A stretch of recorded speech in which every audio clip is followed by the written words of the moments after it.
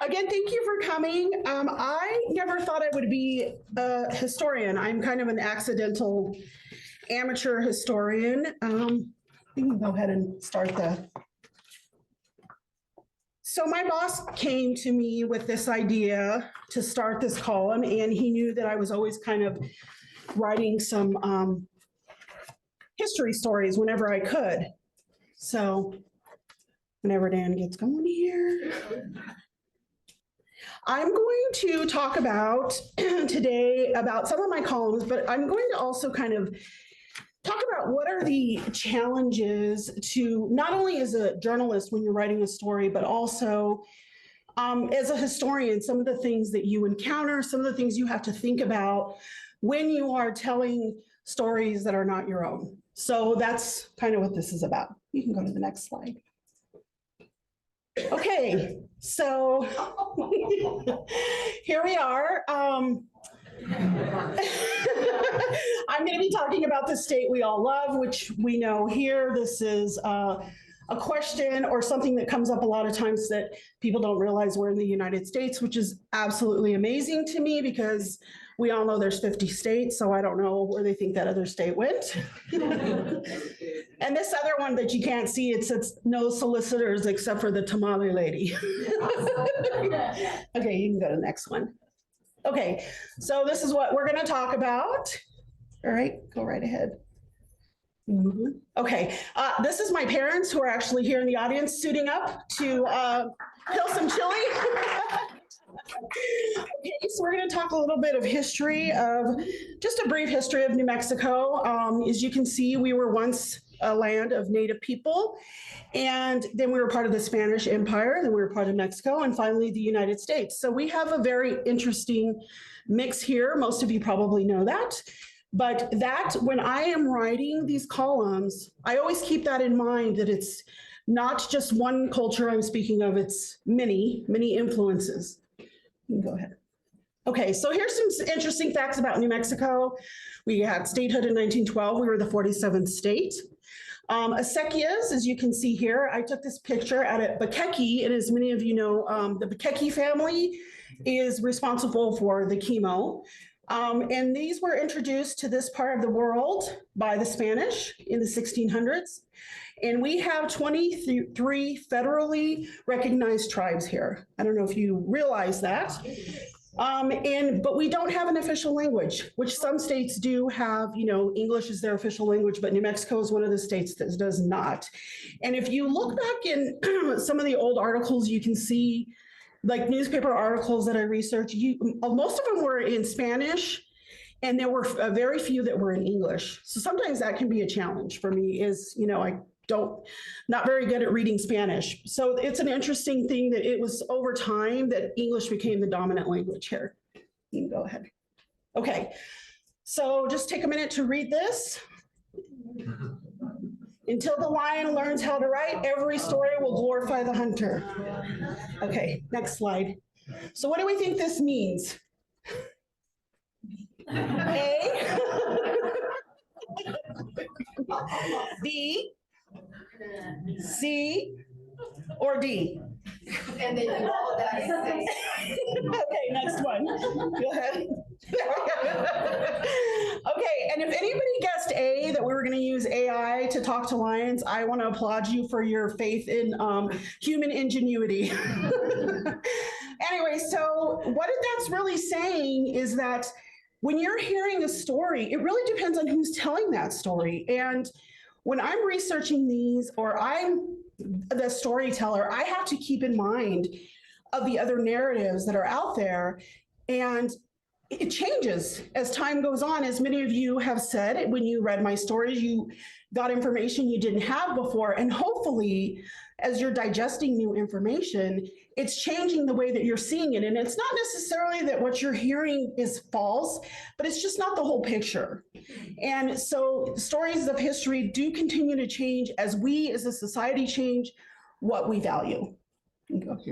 Okay, next one. Okay, go ahead and push the button. So newspapers, obviously, newspapers.com is my friend. I mean, they have newspapers that go back to the 1700s, so it's been really useful for me. Go ahead. Books, obviously. Is Rosemary here? Rosemary McNearney? No, she wrote a book on Albuquerque families, which has been really great. I love that book. And then you can see this Bob Julian's book, which is, I'm sure everyone has, who's into history in New Mexico has seen that book. He did incredible work to compile that. It's kind of older now. He said he was updating it, but I haven't seen a new edition. So the library, the public library has great things that when I've gone and they'll pull a file for me, and it won't have just newspaper clippings, but it'll have things like posters or letters that families wrote to each other or notes that people wrote. It's really great. So this is sometimes you wouldn't think, and then advertisements. It's funny if you look at old newspapers and you look at what's advertised, you know, like there's women holding a baby, smoking, and you know, things like that. And it really gives you an idea of what were we like culturally back then. Back then, smoking was acceptable, but now if you did that, I mean, people would think that was child abuse, right? So it's a very good snapshot of what our values were. It's a way you can determine what a society's values were by looking at what their ads were in a certain point in history. So I use that a lot of times, and that is taking some supposition on my part. But I think when I'm telling the story, it's a great way to sort of frame it like, hey, this was back in the time when everybody smoked. We didn't know, you know, it gave us cancer. Go ahead. Government documents. So this one is kind of tricky because not every municipality saves documents in the same way. And not all of them are available online. Sometimes they get destroyed in fires. Sometimes you don't know where to look, but they are very useful, especially like meeting notes from a city council meeting. There were some that I found where they were, when they were gonna name the two streets like Monzano and Montgomery, and there was some discussion about why they left it that way. And there was like these families showed up and said, don't change it because this is my ancestors were here. And so you ended up with two different street names, but that came from minutes from like what was city council back then. So it's really useful. Okay, go ahead. And then oral history. So I wanted to go back to what I was talking about earlier about the narrative, and it depends on who's telling it. Can you guys think of something, a story that's been in the news lately, happened in Mexico, that could change kind of the course of history and the way we look at history, and it also involves oral history? Any guesses? It's been a story, a big national story. Anyone? Yes, who said that? Who said the footprints? Okay, yes, exactly. So, you know, there's been a long running debate about when the first people arrived in the Americas. And there was a study that came out about these footprints in white sands where there used to be this ancient riverbed and the shore of this ancient river or lake, I mean, and they said, you know, this proves that they were here before we thought they were, and they were saying, no, that's not true. Well, over the last 3 years, they've been doing more research, and they're saying, yes, it's likely that they were correct. But what was really interesting about this, and I'm gonna read to you guys this story, it was in the Washington Post. It's talking, it says, for many indigenous people, the study is simply a confirmation of things they already knew from knowledge passed down over generations. And this is coming from a woman named Kim Pascual Charlie, a member of the Pueblo of Acoma, who has visited the site many times. And then another woman, Paulette Steves, an indigenous archaeologist, says, when it comes to adding indigenous voices and expanding the time frame for indigenous people in the Americas, there is still a lot of racism and bias in American archaeology. And, you know, then they go on to talk about a paradigm shift. So basically what this is saying is that their oral history, the Native Americans' oral history, was not taken into consideration when we were talking about the narrative of people arriving in the Americas. So that's a perfect example of how history has changed based on who's at the table talking about it. So, okay, go ahead. Oh, and then local legends, which is kind of, I like to, it's not, you don't know how true it is. It's like the game of telephone. Who knows? But I like to sometimes cite local legends because they're, especially if it's a funny story or a ghost story, those are always fun to throw in. Go ahead. And then, of course, interviews with relatives or people whose grandfather told them a story. So those are good sources. Go ahead. All right. So here we go. So here we go, talking about challenges.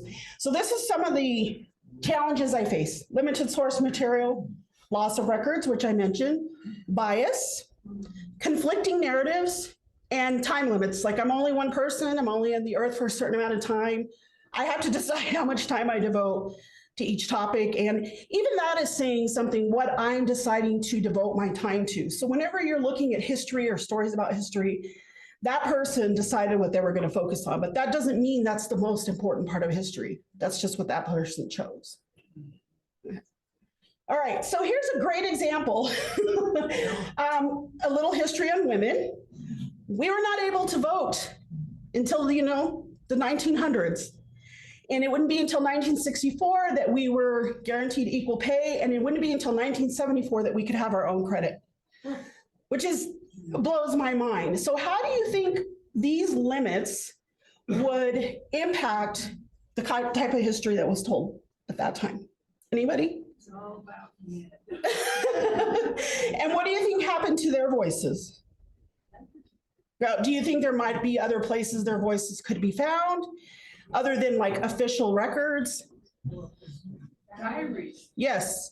So these are the things I have to think about. If I'm talking about a marginalized group, Native Americans, women, anybody who's was not the one that was at the table telling the stories, where might they tell their stories amongst themselves? Like you said, diaries, oral history. There's a lot of different places that you can find it, but it's harder, it's tricky. So go right ahead. Okay, so we're going to get into some of my columns. And Elena Gallegos is a perfect example. Let me find her sheet here. Of someone that we might not know about. Okay, so a little bit about Elena Gallegos. How many of you know who she is? I'm sure you've heard of the open space. Okay, so she had one of the largest land grants in this area. So where we're standing right now actually was part of her land. So the city, I believe it was the city, started this project, and it was to shed light on contributions of women. And so they started getting these placards, and they assigned different historians to research these people. And Doña Elena Gallegos was one of them. And so she lived from 1680 to 1731. And she's tied to, sorry, let me get my notes here. Two families here. Okay, so she has this historic marker, and she is tied to the Goudelet family and the Gallegos family. So those are two big surnames here. But we didn't know much about her, and she was often overlooked because of her, most of the history was about her husband. So this is a great example of something I had to do a little more digging, and I still, there was no paintings of her, and it's kind of like her history is lost forever. So it's kind of sad. But anyway, you can move on to the next one. Elaine, Yes. could you go back to Elena? Okay, sure. So whoever chose to write this, and actually, I have to give credit to the state of New Mexico. Yes, it was the state of New Mexico. I'm sorry. Yeah. For some reason, the person who chose, there's only like 60, 70 words up there. They wanted us to know that she wed a tattooed Frenchman. Yes. I guess. Well, but it's kind of interesting because maybe it's telling us who she was as a woman. Like, she was kind of a rebel, and then when he died, she never remarried, which is very unusual. She had her land. I guess she had no reason to remarry, so she didn't. So who knows? But she's very fascinating. But yes, you're right. They wanted us to know. Yes, yes, and his name was not originally Goudelet, because she married a Goudelet, but that was not, it was Gruet or something like that. Grulet, yes. Jacques Grulet, and then he changed his name to Santiago Goudelet, yes. Okay, go, are you ready to move on? Yes. Okay. happened? This is supposed to, I think we skipped one. I don't know, maybe I messed up. Okay, go ahead though. This is Thomas Benton Catron. And which of these apply to him? Okay, you can go to the next slide. Yes, all of them apply to him. So this is the reason I chose this column to talk about, is because this is a perfect example of where I was accused of being biased. I did get a lot of emails that I was not hard enough on him, that I glorified him a little too much, and that I should have been taking him to task. Let me see. I'm going to read you an email that I got. It was respectful, but yes, it's a gentleman. I believe he's down south, but he said that my article was an injustice to all of the New Mexicans that he swindled, bullied, and profited from. And he said, my ancestors include some of the original grantees of the Mora land grant. Catron and his cronies put a law in place in 1876 that allowed them to take the common lands of the various land grants from their rightful owners. And so he was a part of the Santa Fe Ring, which I don't know if it was a ring of politicians who were really powerful. And they really did work to own all the land in New Mexico. And they did bully and swindle the common person out of their land. But here he is, we named a county after him. So, it's these kind of things. And when I started writing it, I'm like, how do I handle it? Like, does he even deserve a column? He was obviously kind of a crook, but he was supported by his other crook buddies who had all the power. So when you're talking about people in history who are powerful, who are making the rules, who are controlling the narrative, is it wrong for me to continue their narrative? And I don't know. I haven't answered that yet. But these are times when things like this come up for me and I hear about it after the fact, that I really have to think about what I said, what I put out there publicly. Am I supporting a narrative that is not robust enough and does not include enough voices? So for me as a historian and a journalist, I have to always keep that in mind. Okay, Huning Castle. I don't know why the pictures aren't loading, I'm not sure, but Franz Huning, how many of you have heard of Huning Castle? Yes. Okay, so this used to be kind of roughly, I think, like 14th and Central area, but he owned the land all the way back to Rio Grande. So he owns a huge, yeah, if you want to go, I hope the pictures come up, but yeah, go ahead and go to the next one. Oh, there we go. Okay, so you can see his kind of like a castle, and he was from Germany. So he wanted to build something like he had back home, that looks kind of like he had back home. And what's interesting about him is he helped plat the first subdivision in Albuquerque. He was born in 1827 in Germany. And it's called Huning Highland. It was the first subdivision, but it's not where his house was. But I wanted to highlight this one because you can go to the next slide. This was supposed to be like a picture of the side gardens. And then this is his family. He was the grandfather of Erna Ferguson, which we have a library named after. And so a lot of our history in the city, important history in our city, was due to him. But this is also an example of kind of a snapshot of what our values were as a community back then. I mean, this house was not saved. I don't know, there probably wasn't a historical society to come and save it. So I think it's interesting that it was torn down. I mean, maybe it couldn't have been saved. Maybe it was too old, but that's why I wanted to kind of highlight that. Anybody have questions so far? I'm gonna ask about Huning. Okay, you can move on. You can go to the next one. Okay, Girard. All right, I'm sure all of you have driven along Girard at some point, right? Right by UNM. Okay, and so the reason I wanted to talk about this is because after this came out, I got an email from Mike Girard, who is a descendant of the Girard family. And he said that he doesn't believe that the street is named after his family, that he had been in Albuquerque. He doesn't live here, but he had been in Albuquerque and done some research, and he thought that I completely got it wrong because a lot of those roads are named after university. And it's right on the edge of the two subdivisions. And I still don't know, but I went back and I looked, and Girard was not a college. So it was a prep school, and it's never been a college. So I still don't have the answer, but it was one of those interesting things where he sent me, where I had a source after the fact, and he sent me like what he had come up with in his research.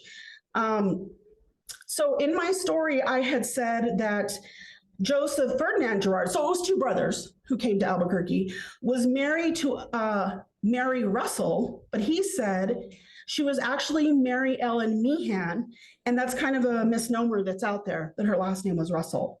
So I thought that that was really interesting, and he said he thinks it came some kind of confusion because her mother was Margaret Crowley Russell, but I think her mom had remarried. So that was one of the things.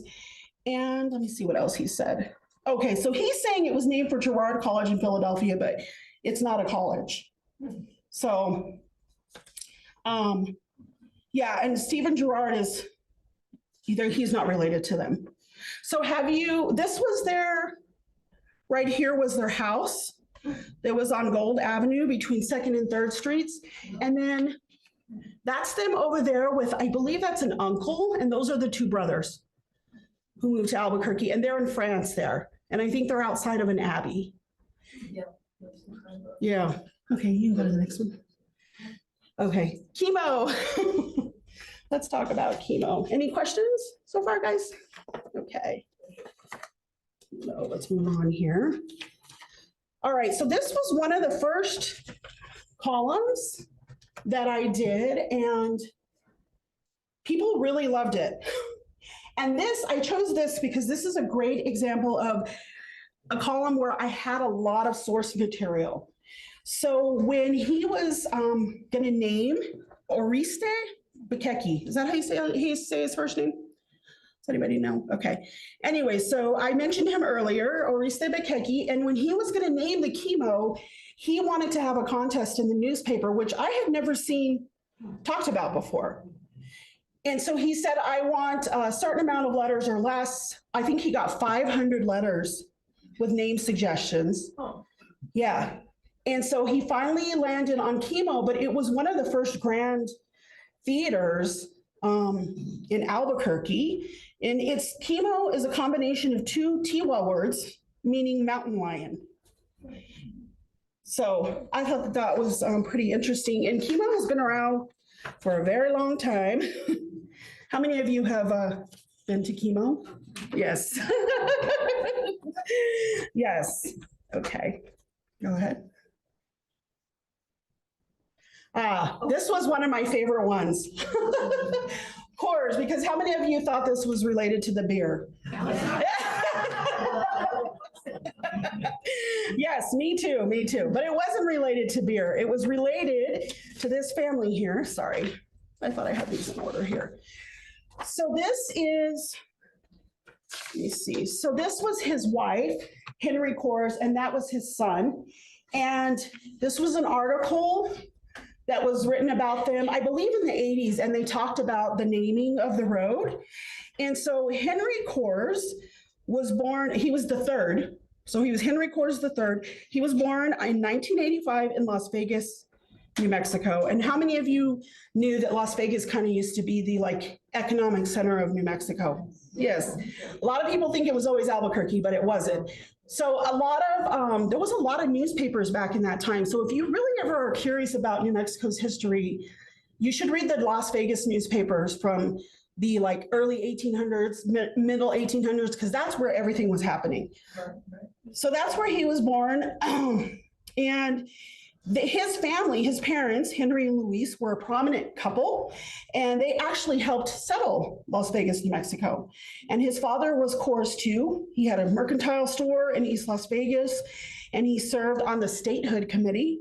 So this family was not only gave us this road, but they were important in us becoming a state. And his father was the mayor of Las Vegas. Yeah. And when he was alive, Coors 3, so we're talking about Coors 3, this is Coors 4 that you're looking at. He was president of the Huning Board of Regents. He was head of the Democratic Party. He was director of the YMCA. He became a judge in the Second Judicial District, and he was finally elected to the New Mexico Supreme Court in 1950. And he only held that job for 3 years before he resigned with health issues. Now, the way that the road came about is they had bought a home, him and his wife, in the South Valley, and there was nothing. Do you, any of you remember driving on Coors when it was just 2 lanes and there was nothing there? It was just darkness. Well, back then, it was not even a real road. It was just a neighborhood dirt road, and it was really windy to get to their home. And his wife said, "I'm tired of this road. Can you use your influence and get us a real road? And we'll pay for it." They donated an easement, they paid for the road, and they named it after him. Little did he know it would become this huge artillery going, you know, across Albuquerque that everybody uses, and who knows where we would be without that road. So it was really out of personal need, and he didn't know that they were going to name it after him. They surprised him. So funny story about this Coors family and the Coors family that is related to the bear. So the brewery was founded by Adolph Coors II, another Coors too. And he actually became friends with the New Mexico Coors too. And he would sometimes send, the Coors in Colorado would send the Coors family here barrels of beer. And they always joke that they probably were related, but I guess some family records were destroyed, so they had no way of tracing their ancestry and seeing. So it was kind of a big joke between the two families that they were cousins. But I mean, that's kind of New Mexico, right? You meet somebody and you're like, we could be cousins. And then you turn out to really be cousins. Okay. Where is their house located? It was, I don't know where in the South Valley. I'm not exactly sure where their house was or if it's still there. Okay. So any questions? So do you know approximately where his land was? How much land did he own? Let me see. Let me consult my story because I don't remember. I wrote this a long time ago. Of course, it says, so the road went between Isleta Boulevard and Central. So somewhere in the South Valley, but I don't know where exactly, or even if they owned, I don't think they had like a homestead or a ranch. I think they just had a house and maybe it's a couple acres. Any other questions? Go ahead. I know that in Colorado, Mhm. the mayor of Denver, the governor of Denver, back in the 1910s to 20s, they were all members of the Ku Klux Klan. Oh, wow. Yeah, and I'm just kind of wondering if that rubbed off here in New Mexico, if you know. You know, I've never run across that or ever had anybody email me and say, hey, did you know they had this secret club where they wore sheets and went out and like, you know, hurt people? No, I never have received that. But it's not to say it's not true, but I haven't heard that. So, yeah. Oh, the name Alvarado is like kind of overused in Albuquerque. Mhm. You got the street, the park, the old Alvarado Hotel. Somebody told me the original Hilton was named the Alvarado. And I live in Alvarado Gardens. Can you shed some light on who Alvarado was? He was, I believe, didn't he come with Coronado? Yes, he was. He was the first one to see the Rio Grande. Right. Yeah. But why did he get so many props? I'm sorry? Why did you get so many props? I don't really know. I mean, I do think that there was a time in New Mexico history in the 30s, 40s, and 50s where we were all about growth, and that was a time in our history that we were really paying homage to our Spanish ancestry. Yeah. And this is that's also a good example of how that was the dominant history at that time and what people focused on. Whereas, you know, there wasn't as much focus on Native American history back then, or even Mexican history that we had. So, Do you know for anything else? Of the dorms at UNM. I'm sorry? Naming of the dorms at UNM. Oh, okay. Stories, the name of that whole. Oh, okay. What else Yes. did he do besides see the Rio Grande? I don't know. Savannah? As a woman of color writing these stories, what has been your favorite kind of historical, nugget to kind of dig into? I think I like the stories like Elena Gallegos. I loved writing about Edith. And anything to me that uncovers a story that I think has not been prominent in our narrative or that's not always focused on, I love telling those stories. It's a lot of fun. Jake? So you mentioned Las Vegas and then Patron. Did you ever have to road trip anywhere? Was it ever hard to find sources online or? Yeah, I went out to Loma Pardo, which is up north, and it doesn't exist anymore. And it used to be, it was near a fort. So the soldiers, when they were on leave, would want somewhere to go. And it was just this den of like gambling and sex, and somebody was always dying. And it was just this totally wild place where people like basically just went and got drunk and like killed each other. That was what happened there. And when the fort closed, the town kind of died, but you can still go out there and see the ruins. But there were pictures, but I drove out there myself to look at it. And so, yeah, sometimes I did have to road trip. And that was one of the times I went. You haven't, I don't know if you did a column on this, but you haven't wanted today in the discussion over Guantanamo. Oh God, I should have said from the beginning that I'm not going to talk about Guantanamo. It's the number one asked question. Everybody's like, please write about Guantanamo. There's just nothing out there. I feel like It's legend. it's legend. Yes, I would just be compiling pure legends. But I feel like maybe that's something that I would need to go to Arizona to investigate more, because there are some Guantanamo roads in Arizona that I found on the map. So I think that might be an interesting place to uncover who he was. But we might not ever know if it was a person or a thing. We just don't know. Yes. The scholarship sort of leans towards, there was a tribe of Apache named the Taboso. But I was a public librarian and got reference questions just as you do about it. And nobody would accept that there was not actually a Guantanamo. So I created a legend. Talking to Millie Santianas, I don't know Yes. that she was a cultural services director. So Guantanamo was with the Carnuel Grant people in 1753 who were being wiped out by the Apaches. And they finally decided to abandon the settlement. And Guantanamo was like Horatio at the bridge. He held off the savages. The rest of the people retreated to Old Town. And I claim credit that since we won't accept that there wasn't one, here's one. Okay. Well, yes.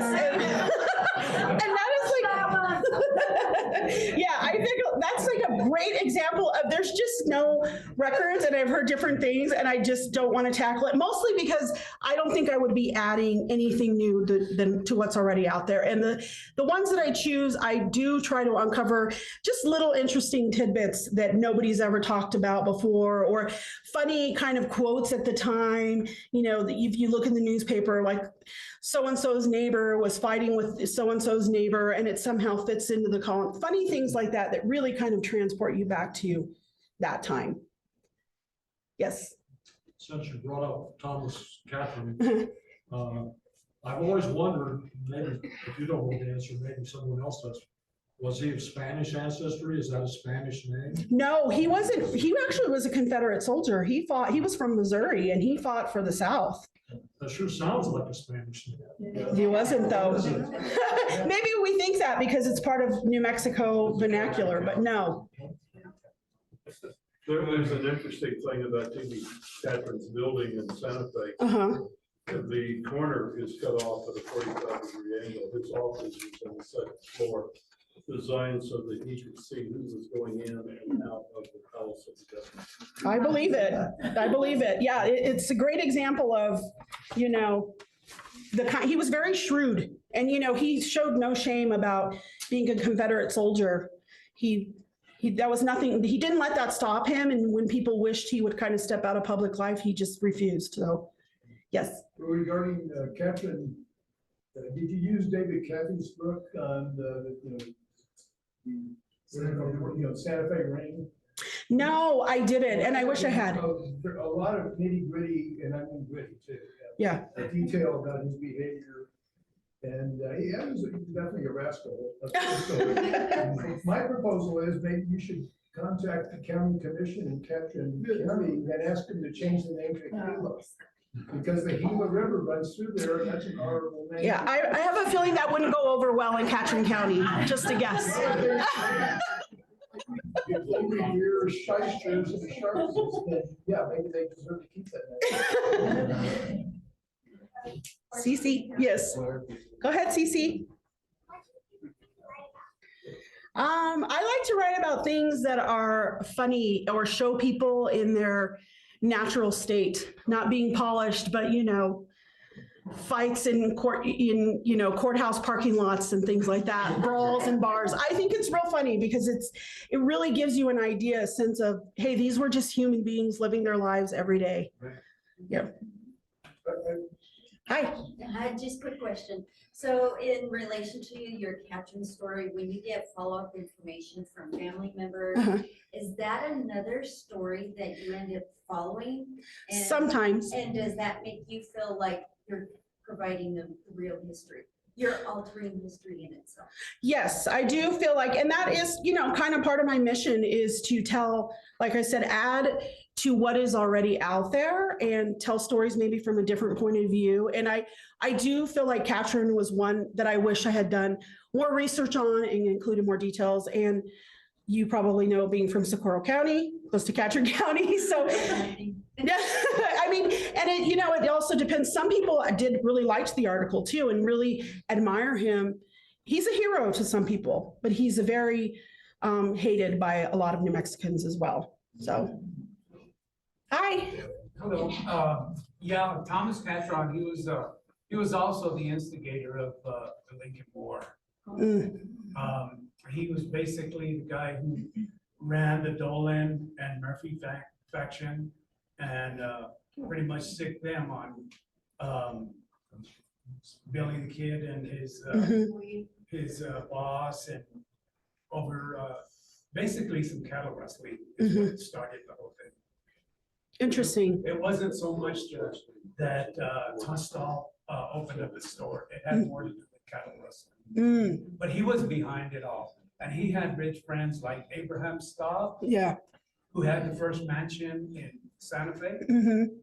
So he had a lot of powerful friends, definitely. And I think that's why, despite some of the atrocities that people say he committed, that he is still very respected, and the whole county was named after him. So anyone else? Any other questions?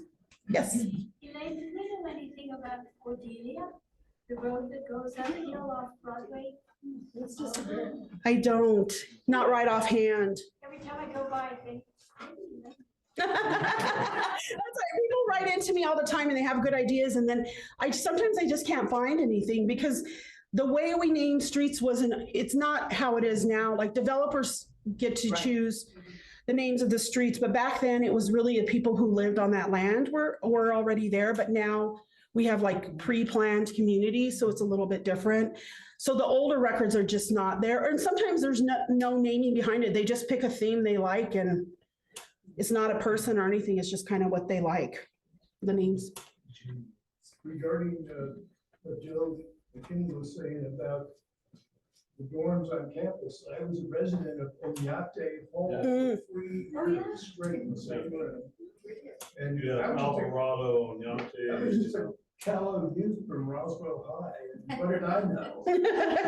Plus, I was taking Spanish, and so I thought, well, why don't we put the tilde over the end? I couldn't even spell it. Well, I'm from Artesia. My mom is from Artesia. Yeah. On street names. In 1965, I was in city planning, and one of my jobs was to make sure that if a subdivider came in and named streets within his subdivision that they lined up. And I was told, do not allow Indian School Road to occur again. Because if you look at Indian School, it jumps all over the place. Yeah. And there's a story about McKinney and Burleson that the people who did the story on street names and whatnot have no idea.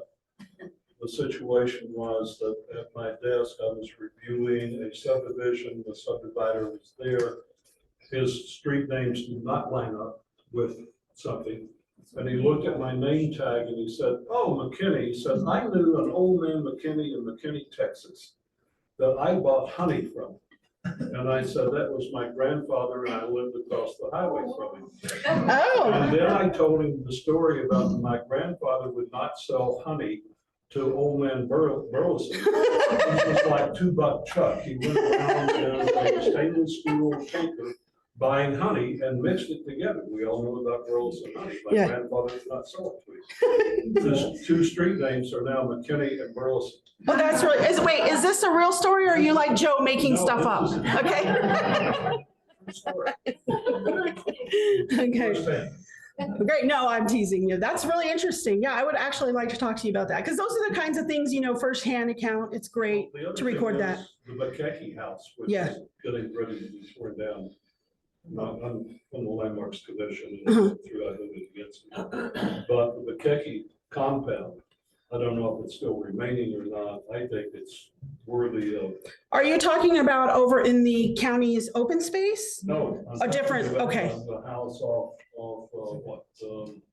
Washington. Oh. Yeah, it's a compound. Oh, okay. Yeah, I would definitely like to write because the Albuquerque family is fascinating and, you know, I love that open space and just how the county was able to, the family really wanted it to remain open space and We'll talk. yeah, okay. Anybody else? Go ahead. You mentioned one of your early slides about sources and your last one on your list, I think was legend. Yes. And that brings to mind, and this is funny because I haven't heard this in like 50 years. But when I first came to Albuquerque in 1969, people were constantly telling me that Al Capone had a hideout in the Jemez Mountains. I mean, I went to school with one of the Capones in high school at Cibola. So they did live in Rio Rancho, but I don't know that, you know, Al Capone probably never visited, Well, but. I looked it up on the internet not too long ago. I finally got to wondering about that. And I don't think he ever had a place in Jemez. Right. I think he knew somebody who lived there. He visited Who them? ran a speakeasy or Okay. something like that. And he might have visited there once. But as far as him having a hideout, that's a bunch of phony baloney. So you want us to think. Go ahead, Janet. So a comment and a question, especially on behalf of so many librarians that are in this room. Yes, Kathy, who is my lifesaver. The Special Collections Library at Edithton Central, which actually next Saturday is having this big event, if you have a memory as a, you know, when it was still the old Main. But Special Collections, if you've got an Albuquerque question, that's where you need to go because they have, like Elaine was saying, they have telephone books, city directory, materials, everything going back to the coming of the railroad and earlier. And they're very willing to help you do research and track stuff down. But Elaine, where is your column going? Do you already know for the next 12 months what you're going to be writing about? Or No, I am not that organized, but I'm glad you think so. No, I just, you know, I do take the ideas, like the one you sent me about the park bullhead. I take ideas from the public and so I have a bunch of different books that I look in. I try to find interesting names. So I don't know where it's going. Do you know what your next column is going to be?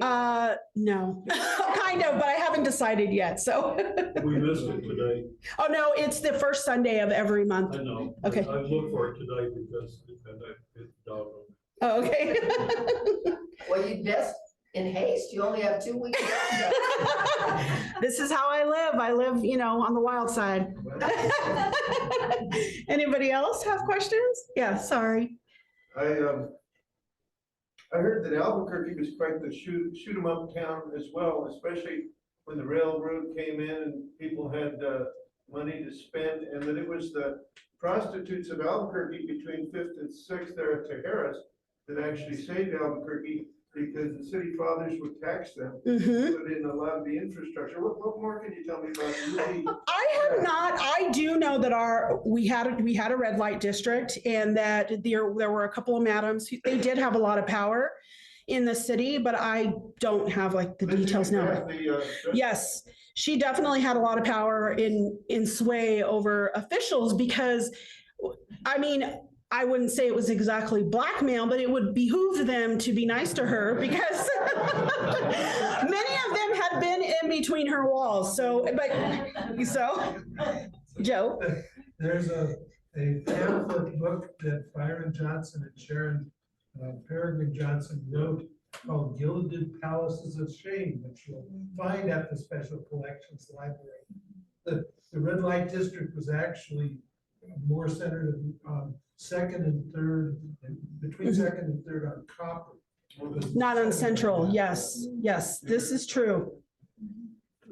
Anthony? The red light districts actually began on Central. On Central, the intersection of 40. The people started complaining about it. So And then they moved the red on. light district was scooted back to Copper Avenue.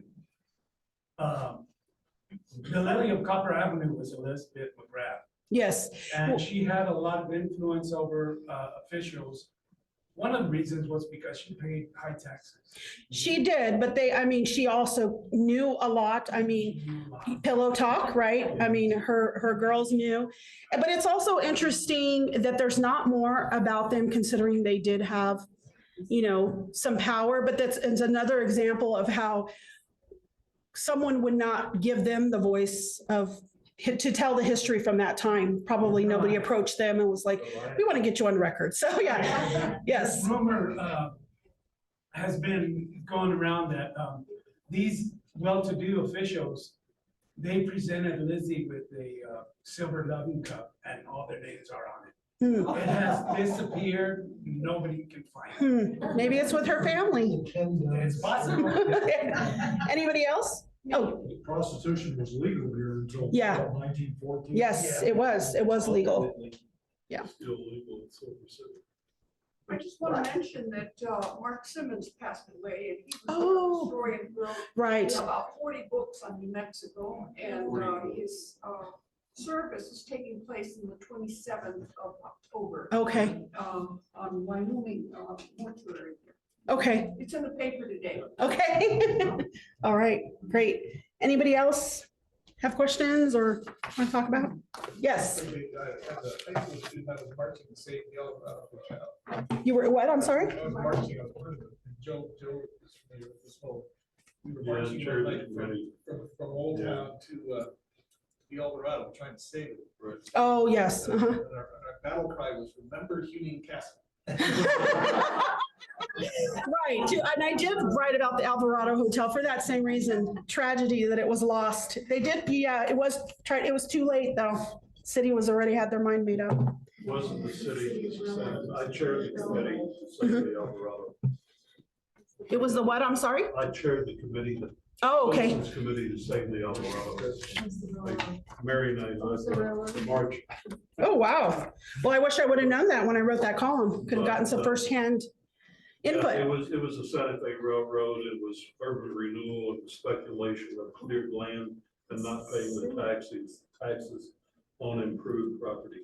It also was, they own the YMCA site north.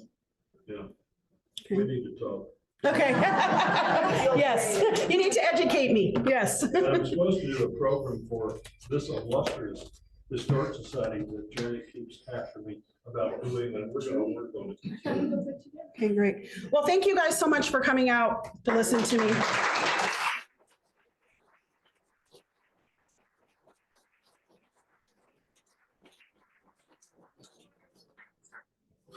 My sweater.